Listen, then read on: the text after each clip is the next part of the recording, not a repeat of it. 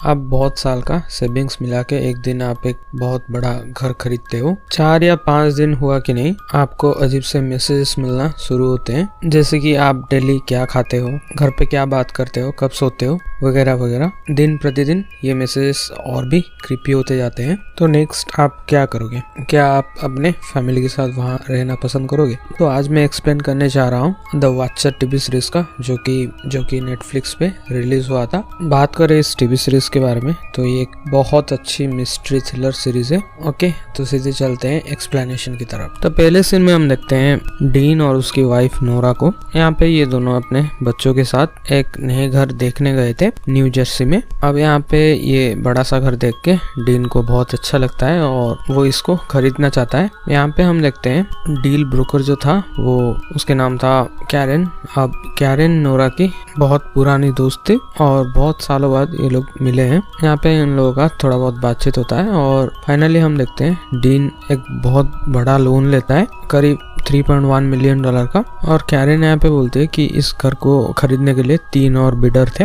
Dean ने सबसे ज्यादा पैसा ऑफर किया, इसीलिए उसको मिला। नेक्स्ट हम देखते हैं डीन और उसकी फैमिली यहाँ पे शिफ्ट होती है। अब नेक्स्ट यहाँ पे हम देखते हैं उस घर के जो पड़ोसी थे वो थोड़े अजीब थे। इन लोगों का नाम है मिच और एक का नाम है मो। नेक्स्ट डे उनको एक खत मिलता है जो कि उन लोगों के पोस्ट बॉक्स में पड़ा था। अब यहाँ पे पढ़ने पर बहुत अजीब अजीब से बात लिखे गए थे, जैसे कि इस घर पे बहुत सारे राज दफन है वगैरह वगैरह। इस टाइप के बहुत सारे क्रिपी मैसेजेस थे जिसको ये लोग पढ़ के थोड़े डर जाते हैं और सीधे उस एरिया के पुलिस स्टेशन में कंप्लेन करने जाते हैं। अब इस खत को देख के डिटेक्टिव चैम्बरलैंड बोलता है कि ये जरूर से किसी ने प्रैंक किया होगा।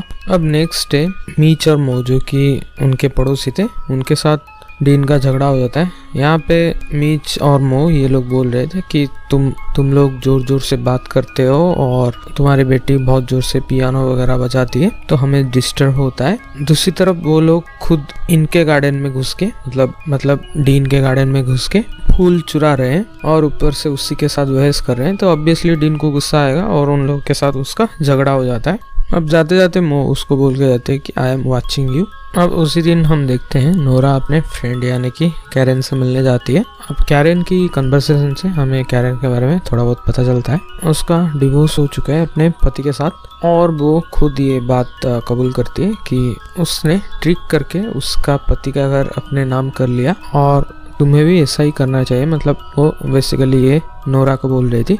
नोरा यहाँ पे थोड़ा बहुत उनकी बात शेयर कर रही थी बिकॉज पास्ट में नोरा और उसका पति डीन ये लोग भी बैंकरप्ट होने वाले थे, मतलब कंगाल होने वाले थे। तो कैरन यहाँ पे बोलते हैं नोरा को कि तुम भी एक आज़ाद जिंदगी जी सकते हो वगैरह वगैरह। इस टाइप का सब बातें नोरा के साथ वो करती थी। अब नोरा यहाँ पे उसको वही खत वाली बात कैरन को बताती है। तो कैरन यहाँ पे झट से बोलती है कि मैं तुम्हारे लिए एक नया घर देखूंगी। अब नोरा कैरन से बोलती है कि तुम मेरे लिए इंफॉर्मेशन निकालो जो और 2 बिडर थे जो कि हमारे घर खरीदने वाले थे, उनके नाम पता मुझे दो। तो कैरन यहाँ पे बोलते हैं हाँ मैं कोशिश करूंगी उन लोगों का डिटेल्स निकालने के लिए। नेक्स्ट डे हम देखते हैं डीन और नोरा का बेटा कार्टर, एक स्क्विरल वो उसका पेट था। अभी उसको खिलाने के लिए वो इन लोगों के घर में एक डम वेटर था। डम वेटर मतलब एक छोटा सा लिफ्ट जैसा जिसपे हम खाना रख के उसको ऊपर या नीचे भेज सकते हैं। अब वो डम वेटर जब कार्टर खोलता है तब उसमें से एक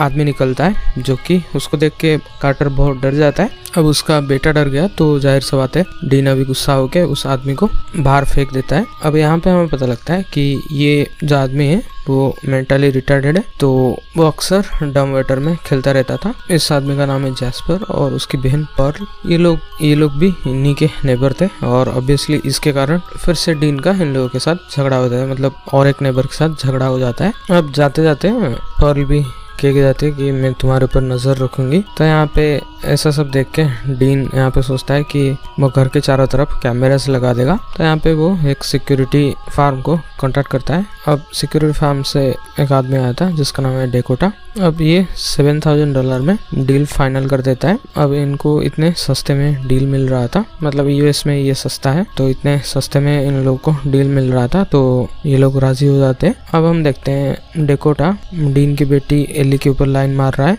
यहाँ पे हम देखते हैं रात को कोई आके के कार्टर का जो स्क्विरल था उसको मार देता है। अब नेक्स्ट डे कार्टर ये देख के बहुत जोर से चिल्लाने लगता है। यहाँ पे डिटेक्टिव चैम्बरलैंड आता है और यहाँ पे बोलता है इतना बड़ा कुछ इंसिडेंट नहीं हुआ है, और वो एक ऑफिसर को हमेशा हर 3 आवर के बीच में चक्कर लगाने के लिए, घर के चारों तरफ चक्कर लगाने के लिए बोल के जाएगा। अब इतना सब हो चुका है। नेक्स्ट डे फिर से एक और लेटर आता है जो कि और भी ज़्यादा क्रिपी है। मतलब कोई तो है जो कि इस फैमिली के ऊपर नज़र रखा है। अब यहाँ पे एपिसोड 1 खत्म होने लगता है। चलते हैं एपिसोड 2 की तरफ। तो सेकेंड एपिसोड की शुरुआत में हम देखते हैं डीन यहाँ पे फिर से डिटेक्टिव चैम्बरलैंड के पास जाता है। अब चैम्बरलैंड उसको बोलता है कि रात भर और दिन भर एक ऑफिसर हर 4 घंटे में एक बार तुम्हारा घर का चक्कर लगाया, उसको कुछ सस्पिशियस नहीं दिखा, इसीलिए वो सजेस्ट करता है कि वो एक पर्सनल डिटेक्टिव हायर करे। मतलब डीन को सजेस्ट करता है कि वो एक पर्सनल डिटेक्टिव हायर करे, और तो और वो जो लेटर है उसकी वो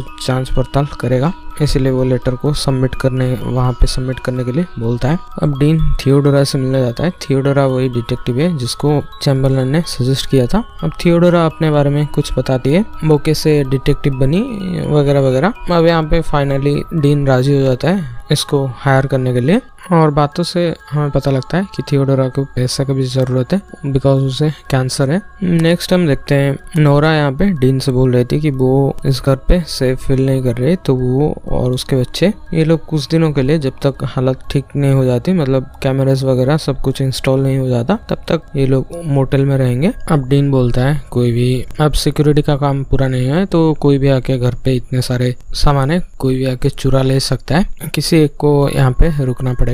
तो डीन यहाँ पे डिसाइड करता है वो यहाँ पे रुकेगा और बच्चों और नोरा ये लोग मोटेल में जाएंगे। अब हम देखते हैं रात में नोरा को एक फोन कॉल आता है जिसपे कि कोई कुछ बोलता नहीं है बट कुछ अजीब सा साउंड आता है, तो इसको सुन के नोरा डर जाते हैं। मतलब वो सोचते हैं कि ये मे बी द वाचर हो सकता है, सो वो तुरंत डीन को फोन करती है। अब डीन को भी ऐसा लगता है उसके घर पे कोई घुसा है, तो वो भी इधर उधर चेक करके फाइनली नोरा के पास जाता है। अब वापस कॉल करने पर, मतलब होटल पे ही कॉल आया था, तो वापस रीडायल करने पर फोन तो बजता है लेकिन उधर कोई उठाता नहीं है।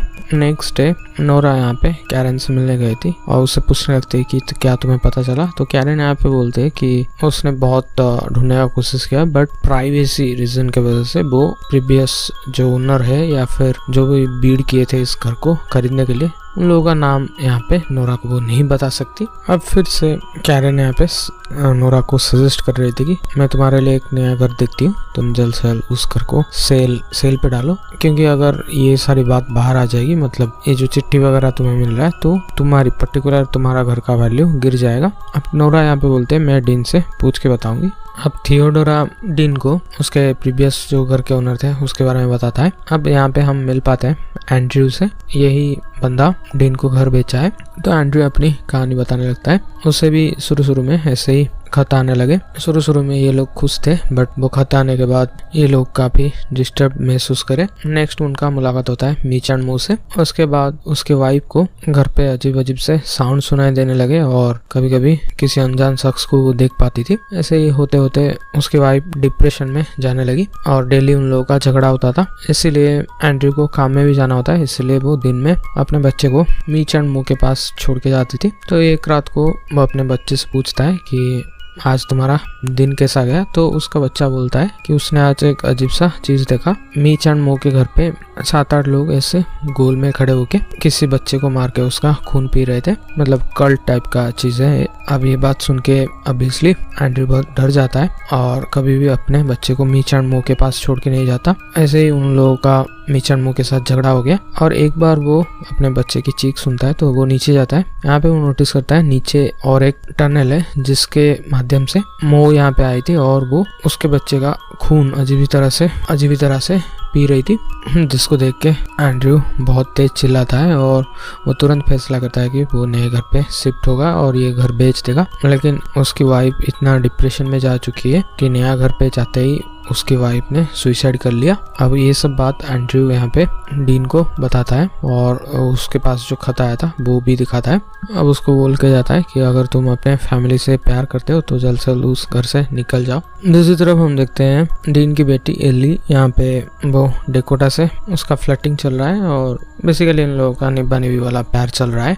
डीन ये सब इसके लाइफ में जो चल रहा है इसके लिए उसका वर्क लाइफ बैलेंस भी कुछ ठीक नहीं है, तो ऑफिस में किसी के साथ उसका झगड़ा हो जाता है। दूसरी तरफ हम देखते हैं डीन यहाँ पे घर आता है और आराम से सो रहा था, बट सडनली उसका अलार्म बजने लगता है। मतलब कोई तो घर पे घुस आया है और वो नीचे जाके अलार्म बंद करता है, चारों तरफ चेक करता है बट कोई भी उसको दिखता नहीं है। अब वो फिर से सोने जा रहा था तब उसको 2 गोली चलने की आवाज आता है। नेक्स्ट डे हम देख पाते हैं कि मीच और मो ये लोग मर चुके हैं और उन लोगों का बेटा वहाँ पे आया था और वो उल्टा ही डीन को डांट रहा है कि तुमने मेरे फैमिली को थ्रेटन किया। अब इन सब बातों में डीन और भी ज्यादा परेशान हो जाता है। यहाँ पे एपिसोड 2 खत्म होता है। अब इस सीरीज में काफी सारे मिस्ट्रीज है जो कि आगे जाके खुलेंगे। तो अगर वीडियो पसंद आया तो प्लीज़ वीडियो को लाइक कर देना ताकि मैं जल्द से जल्द बाकी का एपिसोड का एक्सप्लेनेशन ले आऊँ, और चैनल को सब्सक्राइब कर देना आने वाले एपिसोड के एक्सप्लेनेशन के लिए।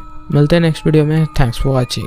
तो आज मैं एक्सप्लेन करने चाह रहा हूँ द वाचर टीवी सीरीज का, जो कि हाल ही में नेटफ्लिक्स पे रिलीज हुआ है। अब बात करें इस टीवी सीरीज के बारे में तो ये एक बहुत अच्छी मिस्ट्री सस्पेंस थ्रिलर सीरीज है। अब इसका एपिसोड 1 और 2 मैं एक्सप्लेन कर चुका हूँ ऑलरेडी। अगर आपने उसको चेकआउट नहीं किया तो इस वीडियो को आपको समझने में दिक्कत होगा, सो आई बटन पे लिंक आ रहा होगा, आप उसको सबसे पहले चेकआउट कर लो। तो सीधे चलते हैं एपिसोड 3 की तरफ। तो एपिसोड 3 की शुरुआत में हम देखते हैं थियोडोरा और डीन ये लोग डिस्कशन कर रहे थे कि आखिरकार द वाचर कौन हो सकता है। अब यहाँ पे थियोडोरा जैस्पर के बारे में थोड़ा बहुत रिसर्च करके आई थी, तो यहाँ पे हमें पता चलता है कि जैस्पर उसका मेंटल कंडीशन पहले ठीक था, बट 1995 में उसने ऐसा कुछ देख लिया, उसके कारण उसको PTSD हुआ है और उसके बाद वो ज्यादा लोगों से बातचीत नहीं कर पाता। नेक्स्ट सीन में हम देखते हैं कैरन फिर से नोरा से मिलने आए थे और यहाँ पे भी वो कोई भी बात हो वो उस बात को घुमा के घर बेचने के ऊपर ही ले आती है। दूसरी तरफ सीन शिफ्ट होकर हम देखते हैं एक हाउस इंस्पेक्टर मिलने आया था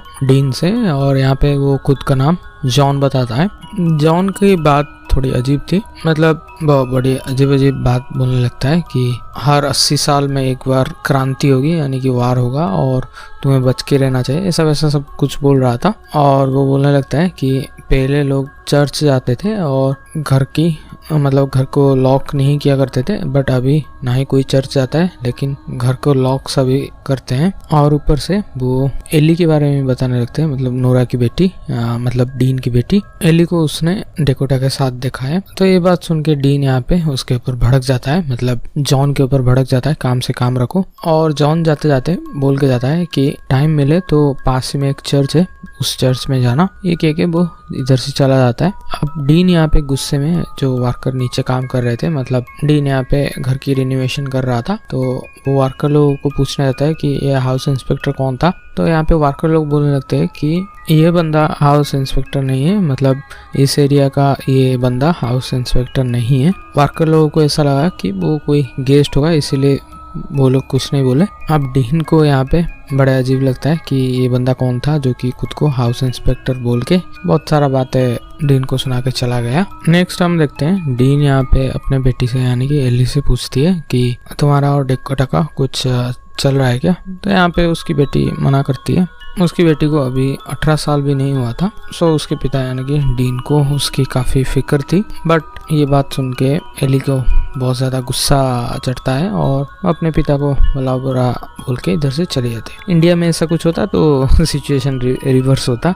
सीन शिफ्ट होके हम देखते हैं थियोडोरा एक इन्फॉर्मेशन लेके आई थी, उसे पता चला है कि 1995 से पहले कौन इस हाउस को बाय किया था। तो यहाँ पे वो बताने लगते हैं उस व्यक्ति का नाम है जॉन ग्राफ। अब हम फ्लैशबैक देखते हैं।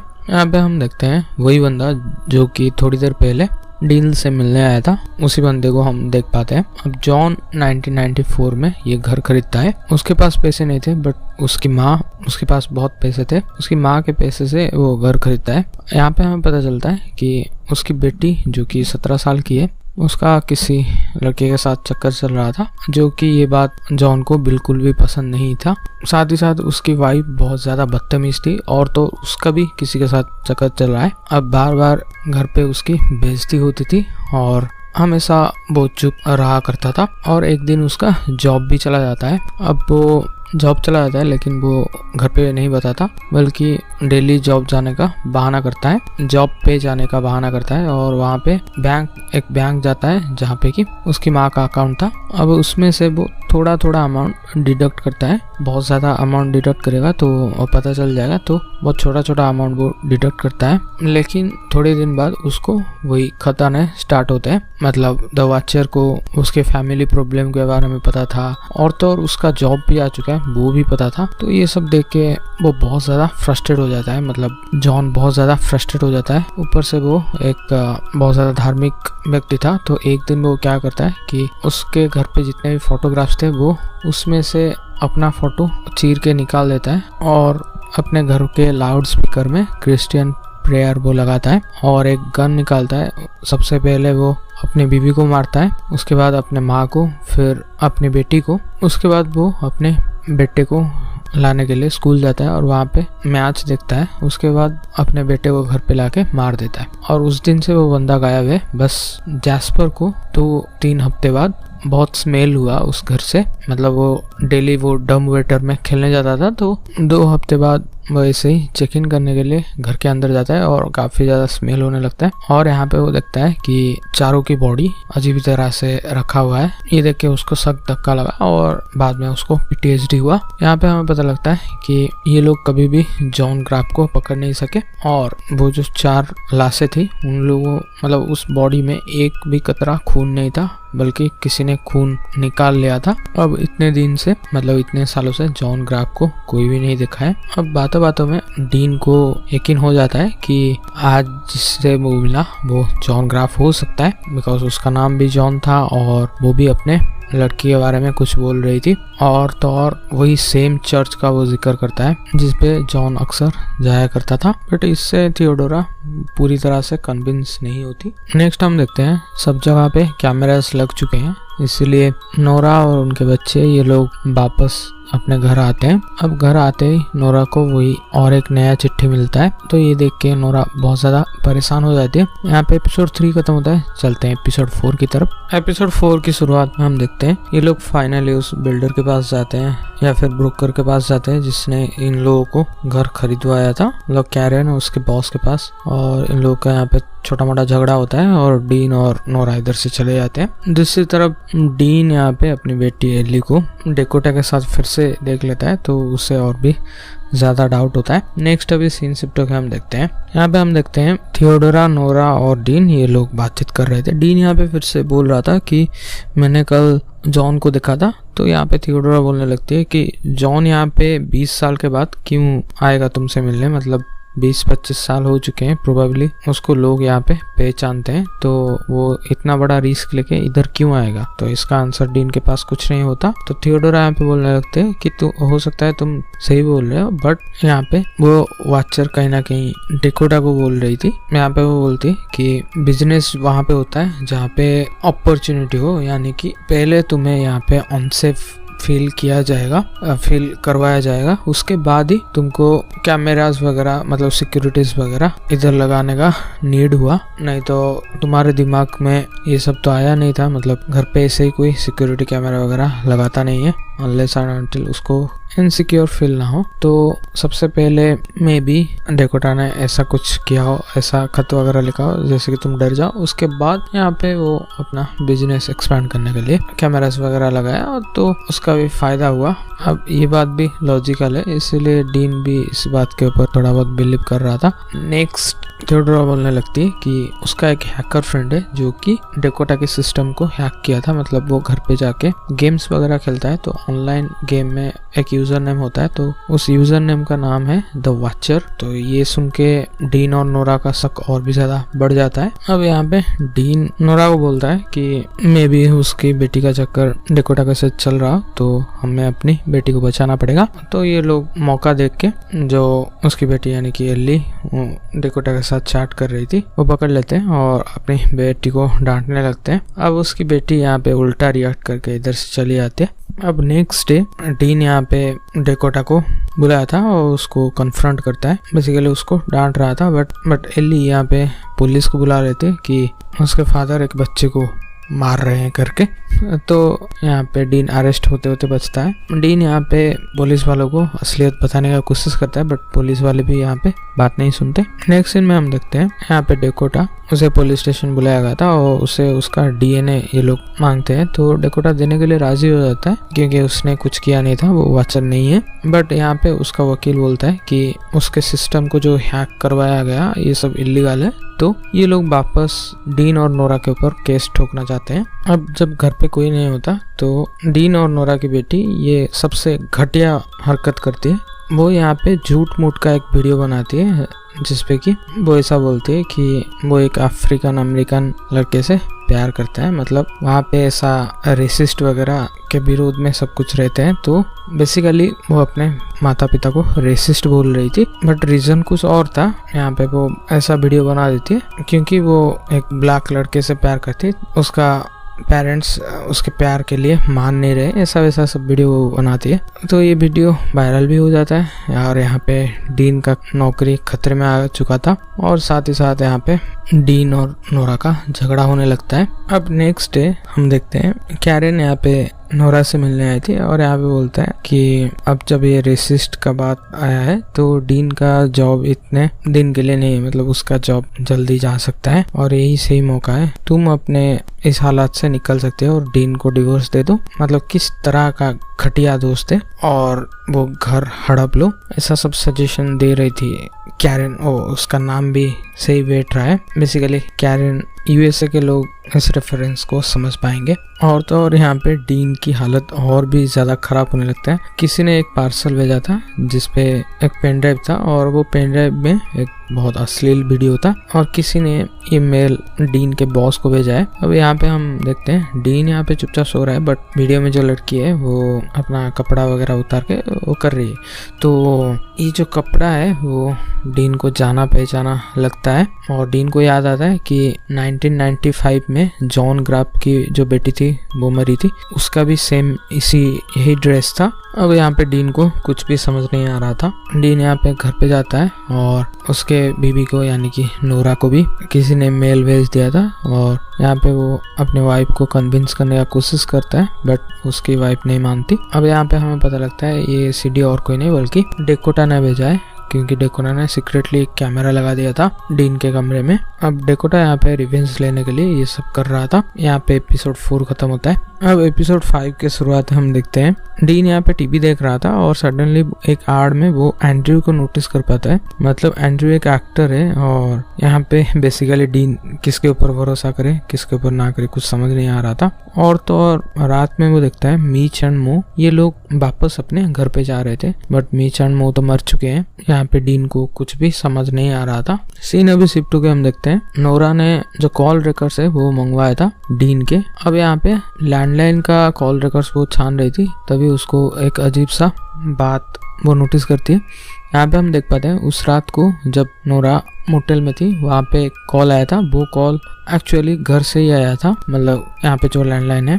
तो ये सारी बात यहाँ पे वो थियोडोरा से बोलती है। अब थियोडोरा कुछ घंटे का वक्त चाहती है, उसके बाद कुछ घंटे बाद वो नोरा से फिर से मिलने जाती है। यहाँ पे बताती है कि ये जो तीनों लेटर है, थर्ड वाला जो लेटर है वो उसका हैंड राइटिंग कहीं ना कहीं पहले दो से मैच नहीं करता और थर्ड वाला में जो के का साइन है उसका साइन कहीं ना कहीं डीन से मैच करता है। तो ये लोग कंक्लूड करते हैं कि डीन ही द वाचर है, मतलब उसका पति खुद द वाचर है। ये थ्योरी कुछ सही तो नहीं लग रहा था, फिर भी यहाँ पे नोरा ऐसा मान रही थी।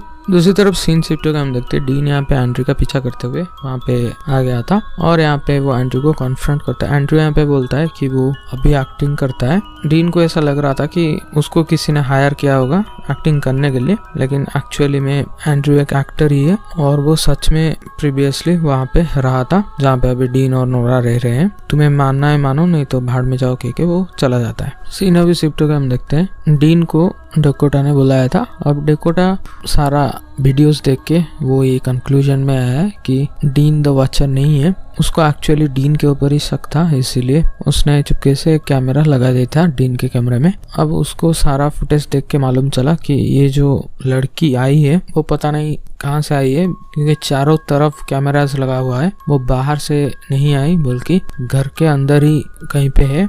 अब ये सारी बात डीन और डेकोटा ये दोनों जाके नोरा को बोलते हैं। नोरा यहाँ पे इस बात से तो कन्विंस हो जाती है कि ये जो लड़की के साथ वीडियो था इस पर डीन का कोई हाथ नहीं, बट यहाँ पे वो वही तीसरा खत जो आया था उसके बारे में पूछते तो डीन यहाँ पे एडमिट करता है कि हाँ उसने वो खत लिखा था, बट यहाँ पे वो एक्चुअली डराना चाहता था नोरा को। आखिरकार ये दोनों जाके इस घर को सेल कर सके, क्योंकि नोरा यहाँ पे पहले तो नहीं मान रही थी कि इस घर को बेचना चाहिए। अगर ये लोग इस घर को बेच देंगे तो इन लोगों की सारी सेविंग्स खत्म हो जाएगी, क्योंकि सारी की सारी सेविंग्स इसी घर पे ये लोग लगाए हैं। तो डीन यहाँ पे एक्चुअली घर को सेल करने का चाहता था, बट नोरा यहाँ पे नहीं मान रही थी। लेकिन पहला जो दोनों खत आया है वो डीन ने नहीं लिखा है, केवल वो तीसरा जो खत आया था उसको डीन ने लिखा था, क्योंकि वो नोरा को डराना चाहता था। तो आखिरकार यहाँ पे नोरा यहाँ पे डीन को माफ करती है, थोड़ा बहुत डांट के उनका फाइनल हो जाता है, माफ करते हैं। उसके बाद ये लोग पुलिस स्टेशन जाते हैं। तो यहाँ पे डिटेक्टिव चैम्बरलैंड से हमें पता चलता है कि जो कोई भी वॉचर है वो एक लड़की है, क्योंकि पहला जो 2 खत उन लोगों को मिला है उसमें से लड़की का डीएनए पाया गया है। तो जो कोई भी वॉचर है वो एक लड़की है। अब नेक्स्ट डे नोरा यहाँ पे कैरन को डिटेक्टिव चैम्बरलैंड के साथ देख लेती है, और यहाँ पे उसको ऐसा लगता है कि चैम्बरलैंड और कैरन ये लोग मिले हुए हैं, क्योंकि कैरन शुरू से ही नोरा को बोल रहे हैं कि ये घर बेच दो। तो हो सकता है ये जो चिट्ठी वगैरह लिख रहा है वो चैम्बरलैंड और कैरन मिलकर लिख रहे हैं, और ऐसे ही कम वैल्यू में कैरन को घर मिल जाएगा और उन लोगों का मुनाफा होगा। तो ये सारी बात जब नोरा यहाँ पे उनको बोलते हैं तो उन लोगों का यहाँ पे झगड़ा हो जाता है, और इधर से डीन और नोरा चले जाते हैं। सीन अभी शिफ्टों के हम देखते हैं। रात में ये लोग जो बेसमेंट में काम कर रहे थे ये लोग एक टनल खोज के निकालते हैं, जैसा कि एंड्रयू ने बताया था, मतलब एंड्रयू सच बोल रहा था। अब डीन और नोरा ये लोग अंदर जाने लगते हैं। यहाँ पे सडनली एक आदमी या फिर औरत इधर से भाग रही थी। अब यहाँ पे उसका डीन पीछा करने लगता है, बट उसका एंड कुछ नहीं था। तो जैसा कि ये बुलबुलिया है तो उसका कुछ एंड नहीं था, इसलिए डीन और नोरा ये लोग वापस अपने घर के टुवर्ड्स चले जाते हैं। अब यहाँ पे एपिसोड 5 खत्म होता है। तो आने वाले एपिसोड में हमें पता चलेगा कि द वॉचर कौन है और कौन है वो बंदा जो कि भाग के चला गया। आने वाले एपिसोड में और भी ज्यादा मिस्ट्रीज खुलेंगे। तो अगर ये वीडियो पसंद आया प्लीज वीडियो को लाइक कर देना, ताकि मैं जल्द से जल्द बाकी जो 2 एपिसोड है उसका एक्सप्लेनेशन ले आऊँ, और चैनल को सब्सक्राइब कर देना आने वाले वीडियोस के लिए। मिलते हैं नेक्स्ट वीडियो में। Thanks for watching. तो ये वीडियो कंटिन्यूएशन होने वाला है द वॉचर सीरीज का। अगर आपको वॉचर सीरीज के बारे में पता नहीं है तो मैं आपको बता दूं कि ये एक बहुत अच्छी मिस्ट्री थ्रिलर सीरीज है। अगर आपने इसका एपिसोड 1 से लेकर एपिसोड 5 तक एक्सप्लेनेशन नहीं देखा है तो आई बटन पे प्लेलिस्ट का लिंक आ रहा होगा, उसको आप सबसे पहले चेकआउट कर लो, नहीं तो ये वीडियो कुछ खास ज्यादा समझ में नहीं आएगा। तो सीधे चलते हैं एपिसोड 6 की तरफ। एपिसोड 6 के शुरुआत में हम देख पाते हैं पिछले एपिसोड में जैसे हमने देखा था, लास्ट में एक आदमी भाग के इधर से जा रहा था और डीन और नोरा इसका पीछा कर रहे थे। ये बंदा और कोई नहीं बल्कि जॉन ग्राफ है, जो कि नीचे बेसमेंट के नीचे छुप रहा है इतने सालों से, और उसको घर के अंदर पर ले आती है। अब ये सारी बातें डीन और नोरा को तो पता नहीं चलता। नेक्स्ट डे हम देखते हैं कंप्लेन करने के लिए डीन और नोरा फिर से चैम्बरलैंड के पास आते हैं, बट चैम्बरलैंड अभी भड़क गया था बिकॉज लास्ट नाइट ये लोग आए थे, मतलब डीन और नोरा आके बहुत बेइज्जती किए थे कैरन के सामने, और तो और कैरन और चैम्बरलैंड का उसी बात को लेके वहाँ पे झगड़ा हो गया और उन लोगों का ब्रेकअप भी हो गया। अब चैम्बरलैंड यहाँ पे डीन और नोरा को बोलता है तुम भाड़ में जाओ, तुम्हारा कोई भी मदद नहीं करेगा, मैं तो मदद नहीं करूंगा, साथ ही साथ तुम जहाँ पे भी जाओगे उनको भी मैं मदद करने नहीं दूंगा, ऐसा बोलता है। अब सीन शिफ्ट के हम देखते हैं डीन और नोरा, उनके पास थियोडोरा आई थी और थियोडोरा यहाँ पे इन लोगों को जो लेटर्स मिल रहा था उसमें एक हेडलाइन सेम था, तो वो हेडलाइन वो सर्च करती है और उसके उस पर्टिकुलर हेडलाइन का जो सेंटेंस था उसी के नाम से, बड़ा ही अजीब सा नाम था, तो उसी के नाम से एक फेसबुक में ग्रुप मिला इन लोगों को, और रिसर्च करते करते ये लोग पहुंचते हैं उसी आदमी के घर पे। इस आदमी का नाम था रॉजर कैल्पन। ये लोग रॉजर के वाइफ के घर में गए थे। रॉजर और उसके वाइफ का डिवोर्स हो चुका है। अब यहाँ पे हमें पता लगता है कि रॉजर को बचपन से ही काफी अमीर घर खरीदने का शौक था, बिकॉज वो खुद गरीब घराने में पैदा हुआ था। अब यहाँ पे उसके बहुत अमीर दोस्त थे, बट इसको देख के वो काफ़ी ज़्यादा फैसिनेट होता था, मतलब घर को, अमीर लोगों के घरों को देख के वो काफ़ी ज़्यादा फैसिनेट फील करता था। अभी इतने सालों बाद वो फाइनली अभी डीन और नोरा जिस घर पे रह रहे हैं उस घर को खरीदने का ट्राई किया था डीन और नोरा से खरीदने से पहले, बट उसके पास इतना बजट नहीं था, इसीलिए उसका ऑफर जो है ठुकरा दिया गया। मतलब उसके बेसिकली वो जितना प्राइस बीड कर रहा था उससे हायर अमाउंट में वो सेल हो गया। यहाँ पे बेसिकली वो एक टीचर था, इसीलिए एक दिन वो एक टास्क देता है अपने स्टूडेंट्स को, तुमको जितने भी सारे घर पसंद है उसके बारे में एक पोएम लिखना है। तो बच्चों ने इतने सालों से उसी असाइनमेंट को कैरी फॉरवर्ड किया है और उस पे एक फेसबुक ग्रुप भी बना दिया है। अब हो ना हो इस टाइप का लेटर के पीछे रॉजर का हाथ हो, इसीलिए ये लोग रॉजर का पता निकालते हुए उसके पास जाते हैं। बट रॉजर यहाँ पे बोलने लगता है कि मैंने ऐसा कुछ नहीं किया, मेरा इतना सैलरी ही नहीं है जो कि मैं तुम्हारे घर को खरीद सकूं, मैं अभी जिस घर पे हूँ वहाँ पे खुश हूँ। नेक्स्ट सीन में हम देखते हैं डीन और नोरा को एक बहुत अच्छा ऑफर आया था। ये लोग घर खरीदे थे $3.1 मिलियन में, अब कोई इसको $3.2 मिलियन में खरीदना चाहता है, तो इन लोगों का फायदा हो गया और इनको इस घर से छुटकारा भी मिल जाएगा। बट थोड़ी देर बाद कोई तो एक आर्टिकल पब्लिश कर देता है कि ये घर हॉन्टेड है वगैरह वगैरह।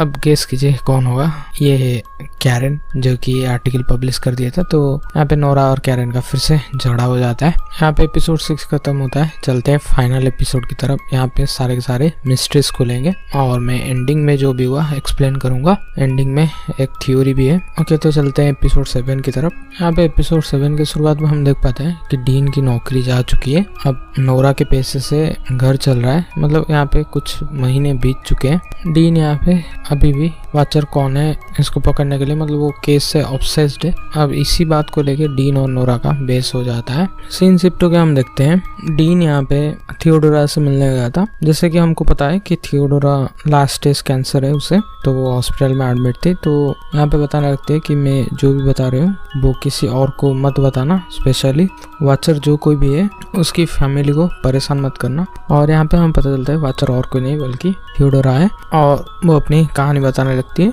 थियोडोरा यहाँ पे बोलती है कि उसका डिवोर्स हो चुका था और जैसे तैसे करके वो अपनी फैमिली को संभाल रही थी। अब एक दिन वो वही घर देखती है जो कि सेल पे था। अब यहाँ पे वो ये घर खरीद लेती है, लेकिन 15-20 दिन हुआ कि नहीं उसको मालूम चलता है कि उसे कैंसर है, तो इसीलिए उसे वो घर बेचना पड़ा। बट बाद में उसे पता लगता है कि उसका हस्बैंड जो कि अभी मर चुका है वो उसके नाम पे $1.5 मिलियन का एक पॉलिसी करके गया है। तो वो $1.5 मिलियन तो उसे मिल जाएगा, लेकिन वो अभी वो घर को खरीद नहीं सकता बिकॉज उसका वैल्यू अभी बढ़ चुका है। इसीलिए ये जितने भी सारे लेटर्स लिख रहा था वो और कोई नहीं बल्कि थियोडोरा थी। तो यहाँ पे डीन यहाँ पे पूछने लगता है तो एंड्रू जो बोल रहा था वो क्या झूठ बोल रहा था। थियोडोरा बोलने लगती है कि एंड्रू को मैंने ही सेटअप किया था और तो और वो जो लड़की था उसको भी मैंने ही सेटअप किया था। वो जो लड़की कैमरा में रिकॉर्ड हुआ था उसको भी थियोडोरा ने ही सेटअप किया था। अब डीन यहाँ पे थियोडोरा से पूछने लगती है कि तुम अभी ये सब मुझे क्यों बता रहे हो। तो थियोडोरा यहाँ पे बोलने लगती है कि तुम जितना भी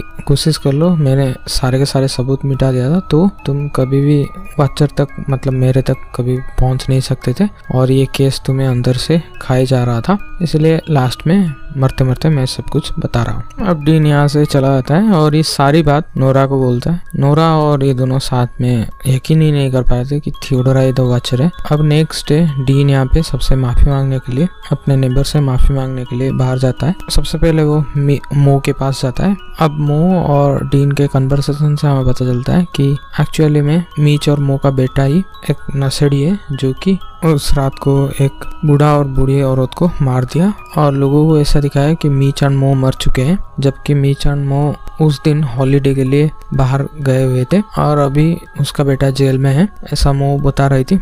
और यहाँ पे डीन के पूछने पर मो बताती है कि थियोडोरा उसकी प्रीवियस ओनर नहीं थी, मतलब अभी डीन और नोरा जिस घर पे रह रही है वो उसकी प्रीवियस ओनर नहीं थी।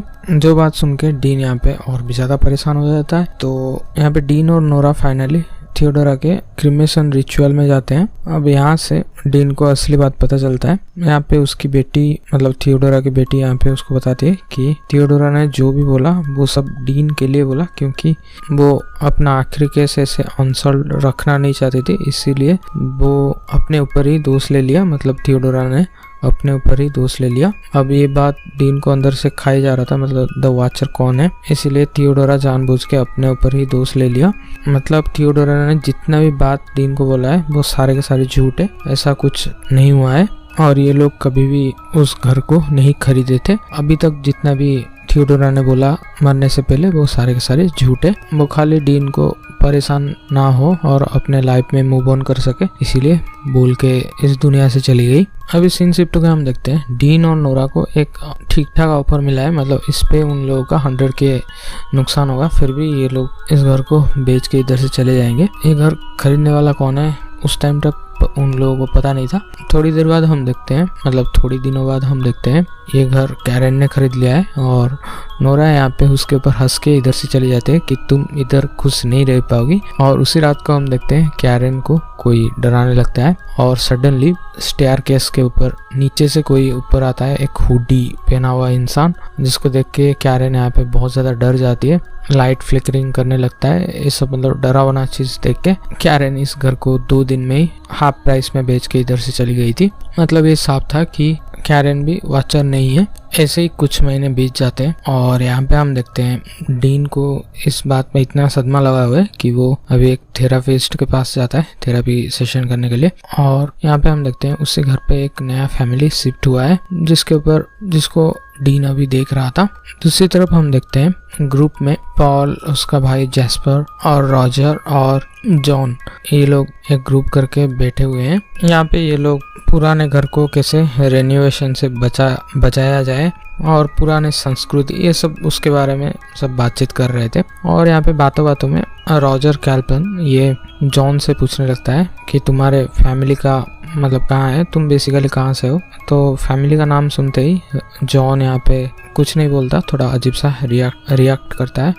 और जॉन यहाँ पे सबको अपना नाम बोल रहा था कि विलियम। यहाँ पे ये सीरीज खत्म होता है और यहाँ पे एंड में लिखा जाता है कि दिस केस रिमेन्स अनसॉल्व्ड। मतलब सीरीज में भी हमें बताया नहीं गया है कि वाचर कौन है, बट यहाँ पे मैं अपना पर्सनल थ्योरी दूंगा। तो सबसे पहले चलते हैं थियोडोरा की तरफ। थियोडोरा तो लास्ट में हमें पता चला कि थियोडोरा यहाँ पे झूठ बोल रही थी, वो जस्ट डीन को खुश देखना चाहती थी और अपने लास्ट केस को सॉल्व देखना चाहती थी। अभी थियोडोरा तो वाचर नहीं है, फिर कैरेन भी वाचर नहीं है। अब आते हैं जॉन की तरफ। आज ए व्यूअर हमने देखा था उस दिन जॉन ने उस घर से भागा था, मतलब टनल के मदद से घर से भागा था और उसको पॉल ने सहारा दिया था। मतलब ये टनल कहीं ना कहीं पर्ल के घर से कनेक्टेड है। अब मेरे थ्योरी के हिसाब से, ये तो दिखा नहीं गया, बट मेरे थ्योरी के हिसाब से जॉन और पर्ल ये लोग 1995 से लवर्स रहे होंगे और उसी के इन्फ्लुएंस में आके उसने अपनी फैमिली की जान ले ली और तब से वो खुद वही टनल के अंदर, बेसमेंट के अंदर रह रहा है।